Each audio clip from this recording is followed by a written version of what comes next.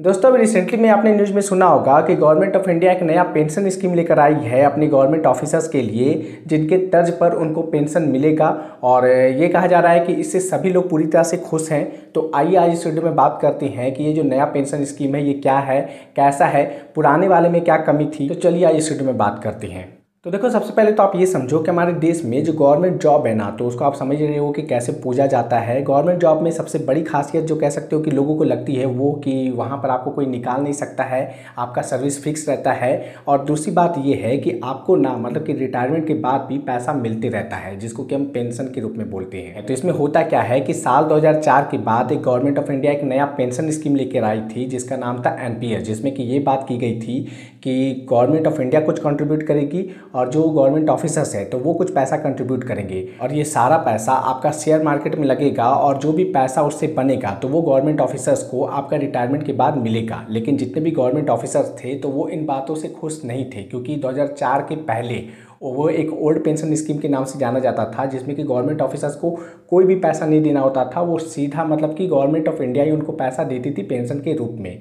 लेकिन 2004 के बाद NPS आया तो NPS का कई लोगों ने विरोध किया। इवन कई सारी राज्य सरकारों ने NPS को हटा के वापस OPS सिस्टम यानी कि ओल्ड पेंशन स्कीम को लागू कर दिया। लेकिन जहाँ तक सेंट्रल गवर्नमेंट की बात थी तो वहाँ पर NPS ही लागू रहा और इसका लोग कड़ा विरोध कर रहे थे।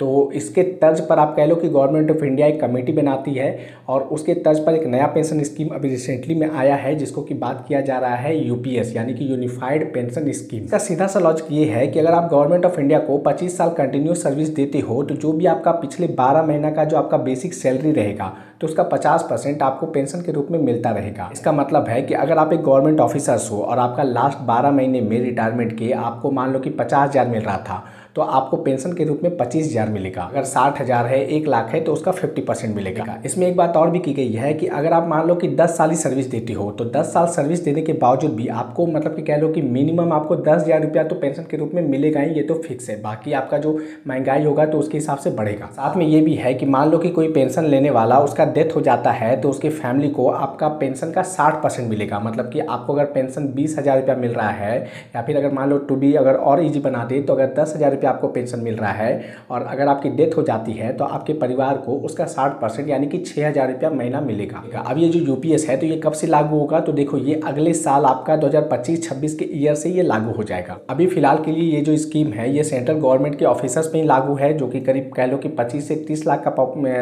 लोग है, 25 से 30 लाख गवर्नमेंट ऑफिसर्स है, सेंट्रल गवर्नमेंट ऑफिसर्स है हमारे देश में। और धीरे धीरे अगर राज्य सरकारें चाहें तो इसको अपने राज्य में भी लागू कर सकती है, लेकिन अभी फिलहाल के लिए ये सेंट्रल गवर्नमेंट के ऑफिसर्स के लिए है। इस वीडियो में इतना ही। आई होप आपको ये इन्फॉर्मेशन अच्छा लगा हो। वीडियो अच्छा लगा हो तो वीडियो को लाइक करना, चैनल को सब्सक्राइब करना। चलिए मिलते हैं आपसे अगली वीडियो में। बहुत बहुत धन्यवाद।